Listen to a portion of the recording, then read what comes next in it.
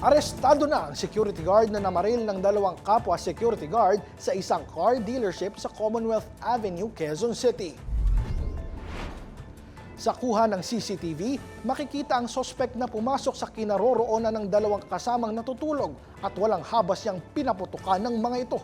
Sa pamamagitan naman ng dashcam ng sinakyang taxi, natunto ng sospek sa barangay 241 sa Tondo, Maynila. Inamin ng sospek ang ginawang krimen. Nagawa umano niya ito sa labis na panggugulang at pambubuli ng mga biktima.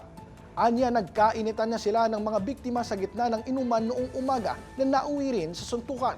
Dagdag pa niya, una nang umamba ng saksak sa kanya ang isa sa mga biktima. Lumabas umano siya para magpalamig pero nabaril niya ang dalawa nang makita silang natutulog. Nasa kustodiya na ng QCPD ang suspect na nahaharap sa kasong double murder.